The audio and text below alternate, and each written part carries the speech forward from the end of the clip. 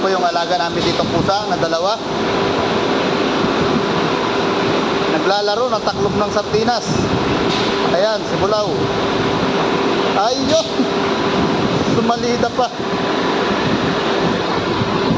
Ayan.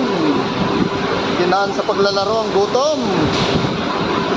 Ang gutom ni Bulaw. Yan, tangay-tangay yung taklob ng sardinas. Itatago na siguro. Grabe ang paglalaro ni Bulaw. Yung isa, tinitingnan lang. Ayun. Enjoy si Bulaw sa paglalaro.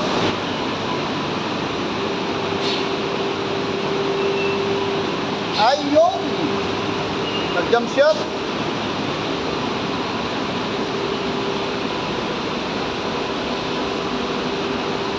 Ibang klase itong pusa na to. Makakalimutan din ang gutom sa paglalaro.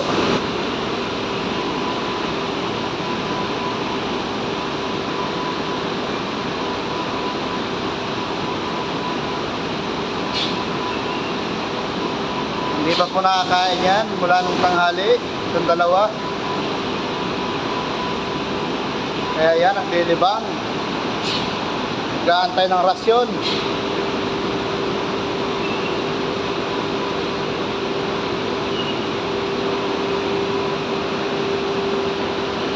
Anim po itong pusa na to na pinanganak, pero dalawa na lang sila na natira.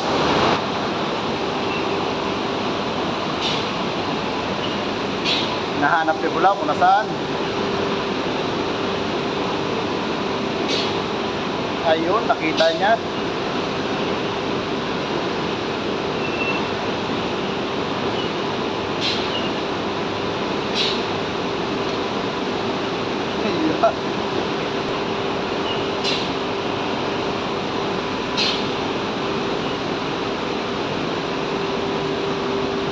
Yung isang pusa po na alaga namin ito, yung putol ang buntot. Naputol po ang buntot niyan dahil naipit po dito sa belt. Nasa belt na to na tumatakbo.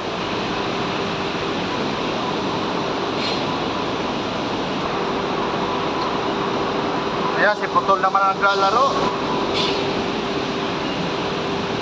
Ang mukha ni Putol para may black eye.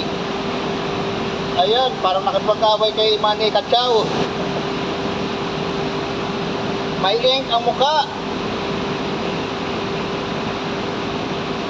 Ayan po yung mukha niya. Napagod na si Bulaw. Si Putol naman ang pumalit.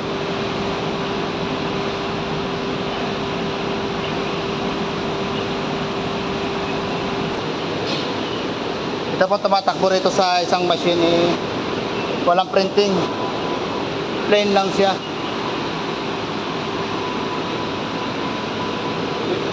Dito naman po sa kabila, meron itong printing. Kaso itinigil dahil may problema yung press, yung hulmahan ng tiles. Ayan po yung design niya. Nakatigil yung belt.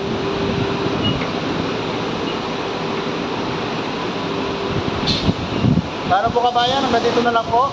Salamat.